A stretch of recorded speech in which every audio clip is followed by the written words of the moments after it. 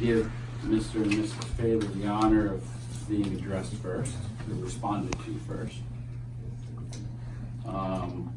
And again, we thank all of our community members for your comments tonight, and for the community members that are here who were at the last meeting. I think it would be appropriate to apologize to you for not giving a thorough response, or maybe not as thorough response as we could have given related to these questions, or related to technology questions. We have given more detailed answers in the past related to these topics, and it's the same questions over and over again, so naturally we feel we provided a thorough response, and we just, we're not just going to keep providing the same response over and over again. But I will address one or two issues before turning it over to our board president and board attorney, who I'm sure will be happy to address the questions. The only thing, one or two things I want to address is these 272 laptops that keep getting brought up, and those laptops were disposed of with board approval, and that board approval occurred on July 22nd in 2013. So that could be confirmed by looking at the minutes, which were posted on the website. It was reported to the board that the 240 science laptops needed to be returned to Apple. This report caused the board to approve the immediate purchase of over $250,000 of new Apple laptops. Unbeknownst to anyone on the board, George Harris then donated 272 Apple laptops to Urban Renewal in Newark. Nobody at the district knew of the Urban Renewal donation until the business administrator produced the receipts upon my request. The estimated value at the time of this unauthorized donation by George Harris was $150,000 to $200,000. This donation was officially reported to the police in the spring of 2016, after Harris failed to have any reasonable explanation for donating the district assets. And based on our investigation, and the devices that the board voted to discard were recycled through a company by the name of Urban Renewal. The other issue I think was I keep hearing it over and over again, the IMAX and the 11,000 pounds. That I've addressed in public once before, and I'm confused as to why it keeps being brought up when we gave the answer to that. And the IMAX were approved for disposal by the board twice, once in 2014 and again in 2015, and sold at an auction. So I'm confused as to why they keep getting lumped into all those other things, but Can I clarify that for you, James? That's a prerogative. So, all I'll say is, I'll let the board president and attorney answer. In 2016, I began reviewing Harris's historical emails. I came across a series of emails entitled 11,000 Pounds of IMAX. These emails were written between George Harris and Sycamore International. In those emails, it was shown that Harris was orchestrating the unauthorized pickup and storage of 11,000 pounds of IMAX with a recycling firm in Pennsylvania called Sycamore International. The significance of these emails were that at that exact time in 2014, Harris and Femia were instructed by Matt Giacobbe, the district's legal counsel, that no technology was to leave the district until every serial number was recorded. Unbeknownst to the board, Harris had Sycamore pick up 3 truckloads of what was entitled 11,000 pounds of IMAX for storage. The subsequent emails show that Harris later made Sycamore the sole owner of these assets, effectively gifting these 11,000 pounds to Sycamore, a very clever way to have technology assets leave Northern Valley without any knowledge or approvals. Since 2016, through various police investigations, James Santana had reported that the 11,000 pounds of IMAX were not in fact IMAX. He vouched for George Harris and claimed that the 11,000 pounds were old wires, old keyboards, and other garbage. Since the removal of the 11,000 pounds was done secretly, without anyone's knowledge at Northern Valley, how would James Santana be able to report on what was put into storage and what was in those 3 truckloads? And who comes from Pennsylvania to pick up and store old garbage? Remember the name of the company Sycamore International, as they are an integral part of the story as you hear the rest. Let me jump in. You're certainly persistent, which is good. So as James said, we've answered different questions at different times. We feel we've answered most of the questions, but you made a good point last meeting. When new community members are here, and they weren't there for all the many meetings which you have been to, of course, all they hear is that we're just not answering the questions, as though we've never answered the questions. So we did a couple of things. There has never been an explanation of where the millions of dollars of technology inventory has gone. I do want to say one thing that at least for me, when I try and answer some of your questions, it's difficult. Wave to the camera. It's difficult because when somebody asks you a question and it's based on a bunch of premises which are not all accurate or may not all be accurate, it's hard to answer the question based on that. So in other words, if somebody says, "Can you please explain to me why it is that the sky is green?" as an oversimplification here, I don't know how to answer that because I don't agree it's green. You see what I'm saying? So that's, first of all, that's the reluctance or difficulty in answering some of these questions. So, but just trying to let you know where we're coming from. Having said that, we do realize that while you are well versed in all the topics of the last several years, that the public is not. So what we did do is we spent many hours on. We put together a document which is a timeline of I'm going to turn over in a minute to Mr. Giacobbe, who happened to be driving by today, and I said when to stop in. So we created a document that we feel is as comprehensive as possible, the timeline of all events over the last several years, with live links, with all supporting documentation, which is for everybody. It's certainly for Ms. Fable as well, but for the public who, to be fair, somebody walks in here, they hear us disagree, they don't know what's what. So, I mean, we do appreciate you bringing that to our attention that, yeah, you're right, we're not answering you because we think we've answered you before, but these people don't know the answers, right? So, it's just about done. I'm going to turn it over in a second to Mr. Giacobbe, but it's as comprehensive a document to date that exists with all backup data, right, wrong, or indifferent, certainly debatable by anybody who wants to ask questions about it as to what's good, what's bad, what's true, what's not. But at this point, I'm going to turn it over to Mr. Giacobbe. All right, so I'm Matt Giacobbe, I'm the board attorney. I think I was hired in 2013 or 14, started as labor attorney, became your board attorney. Ms. Fable is correct. When there was a discussion in the summer of 2014 about disposing of assets, I'm talking about computer assets, my recommendation to the board, and this isn't legally required, but this is a recommendation, is before you dispose of any assets, you should have a comprehensive inventory. Matt Giacobbe was brought in once the board learned that Harris had no explanation for 40 missing iPads that were brand new and 50 ACES devices that were supposed to be stored at Northern Valley Demarest in room J212. You should know what you have, and if you're going to dispose of it, know what you're disposing. So if you have 100 items, you're going to dispose of 30 of them. You have 70 remaining, 30 are gone, and then if you replace them, you redo it. Just so you have a control mechanism. I think what we all discovered, Ms. Fable was on the board at the time. Very few of these folks up here, Mr. Santana wasn't here, it was 2 superintendents ago, discovered that the policy, the board policy in place about discarding items was very lax. Giacobbe, under the direction of the Bergen County Superintendent, was told to oversee the inventory issues in early 2014. But by October of 2015, Femia and Harris still hadn't completed the task. They had been through 5 different firms who failed to record the serial numbers. The practices were clearly not best practices.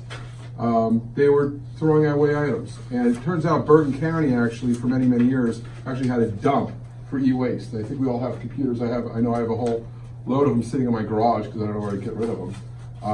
When they get obsolete and they die, or you get a virus, you stick them in your basement or garage.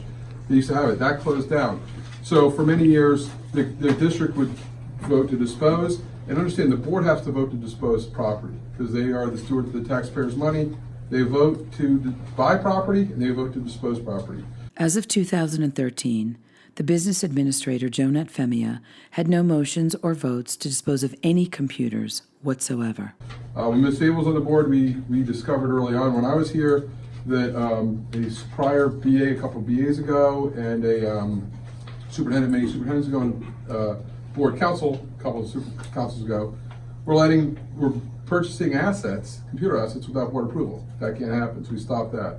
In 2012, then Business Administrator Ray Giacobbe, George Harris, and Jonette Femia purchased almost $1 million of Apple devices, including Apple TVs, iPads, iPods, and more, without any board knowledge or any board approval. They orchestrated this purchase by doing an illegal addendum to a 2008 Apple contract to avoid having to get approval on a new Apple contract. What do we do? So we went out and said, before you sell, there was roughly, I think it was 900 and some odd devices, obsolete computers, that no longer were going to be used. After they're used for 3 or 4 years, they kind of become obsolete. So before we disposed of that, we wanted to get an inventory. They hired an inventory company, went through a couple different machinations. Finally, I recommended that you guys bring in an auditing firm, which was Lurch, Vinci, Higgins, which is now your auditor. But at the time they came in, to do an audit of just the devices that were going to be sold, so that we knew what we had and what was going to be sold. That took the better part of a year to do it. Other people looked at it. The board president, the superintendent prior to you, interim superintendent, and the board president, not you, prior to you, yeah. Even went and counted it, principals counted it. Everyone knew what the devices were, and the board approved it.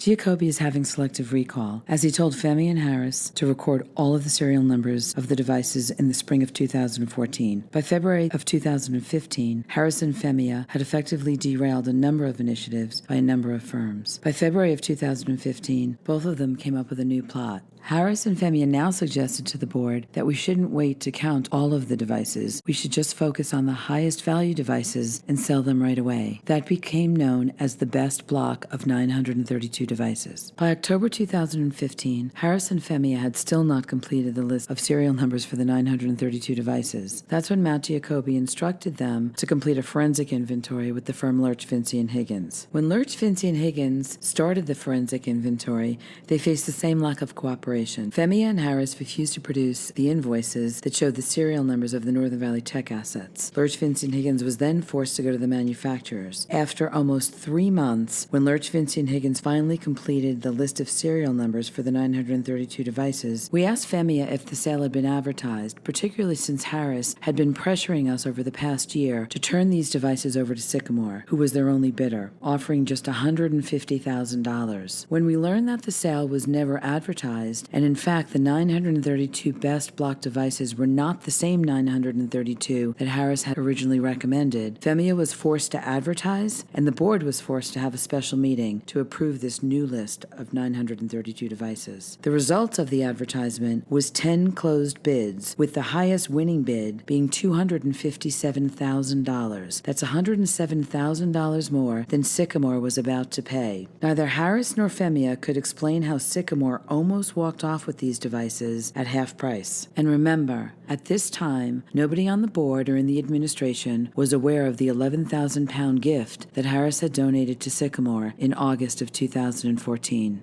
What we did also is we simultaneously, because I then was speaking with the board and I said, well, how are you guys doing disposals of assets, etc.? And I got the board policy, and the board policy hadn't been updated in years. I'm talking many years. It was basically the board votes to dispose of assets. So I said, this isn't sufficient, so I gave them a model policy. This board, or the board at the time, which Ms. Fable was on, adopted that policy, and I think it was June or July of 15. May 2015. That was when it was introduced. It was finally adopted in July, or June. But that policy was put in place, and that's the policy that we utilized to get rid of these first sets of assets, these 900 and some odd computers. Interestingly, they went out to bid. Not exactly. Harris told the board that nobody was interested in these devices besides Sycamore, the only firm that had submitted a bid. Month after month, Harris and Femia pressured the board to give the devices to Sycamore, saying their bid was diminishing for every month we delayed the sale. The 932 devices went from about $200,000 down to $150,000, with the threat that if the board didn't take action and release these devices to Sycamore by Christmas of 2015, that Sycamore didn't want them. LVH took almost 3 months to record the serial numbers and compare them to the originating invoices just for the 932 devices. Why? Because Femia and Harris claimed that they didn't have the original invoices showing the serial numbers. Therefore, Lurch, Vinci, and Higgins had to go back to the manufacturers to get the records for Northern Valley, the ones that Femia and Harris told the board all along since 2014 that they had ready and at hand. Instead of just throwing away in a dump or putting them in a basement or putting them in your garage, they bid them. And lo and behold, the bid resulted in $271,000, or about more than $250,000 was purchased for these assets that are no longer useful for us because we're upgrading, but they use them, whether they send them to other places, etc.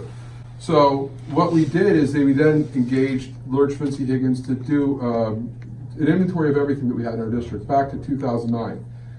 And I can tell you that Lurch, Vinci, Higgins, the prior interim superintendent, staff members worked diligently. So the board, I think everyone should understand what was going on before. Why were all these assets coming in and going?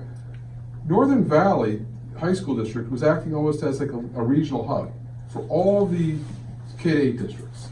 So if Closter or Demorest or Harrington Park needed computers, they'd call it Northern Valley. They'd say, Northern Valley's putting them in order. Throw another 100 on for me. Throw 50 on for me. They're buying all the computer assets for the entire Northern Valley region. They would come pick up the assets. We'd get a check. They'd get deposited. No one was accounting how many computers, what were they were just going out. So when all this came about back in, I think this was 2015, we stopped that. We said, no more. Yes, Matt Giacobbe just described the organized chaos that was going on. Ray Giacobbe, the former BA, Jonette Femia, and George Harris were buying millions of dollars of assets without any oversight, claiming to give them to others without any documentation, and failing to record serial numbers for any of the devices that came in or left the district. In December 2015, Lurch, Vinci, and Higgins came to the board and told us that Harris and Femia claimed they didn't have 1,100 devices in their physical possession. Femia also said that they were buying devices for individuals called personal buys, which is totally illegal, but often had no indication of who the person was that actually made the purchase, or retained any records of the serial numbers or the devices, and had no record of reimbursement. You guys buy your own assets, we're going to buy our own assets because we can't keep track of your assets and our assets. Lurch, Vinci, Higgins, and I think it was Dr. Gordon, the interim superintendent, actually reached out to all the other districts and said, we want an inventory of all your assets that we sold to you. Well, guess who didn't have inventory lists? They didn't. And so, it wasn't that we didn't try, but we tried to track it down so we could backtrack and say how many assets went out, how many were here, etc. What we're able to do, or Lurch, Vinci, Higgins was able to do, is that they were able to, through purchase orders, see what we bought, what money came in for assets, because they could see it was a purchase order from computers, and tied all the money together. They came up with only, out of many, over $1 million worth of assets, or several $1 million, $25,000 is been accounted for.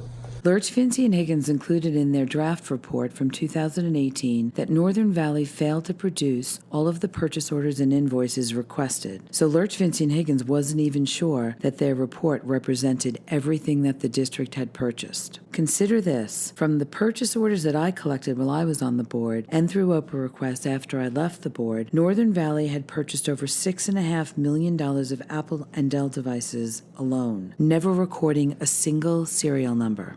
Out of many years of doing this thing. We also found out that the district was permitting employees to buy computer assets here. They reimbursed the district for them, but they were buying assets. Well, we asked all the employees, can you give us your assets? And needless to say, we didn't get a whole heck of a lot of cooperation because some of these people bought it 4 or 5 years ago. Maybe their kids took it to college. So we try to do a good faith effort. So let's be clear.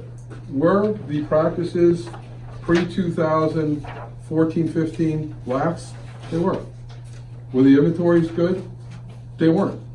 Was the district at the time, and was this board, everyone using best practices? They weren't.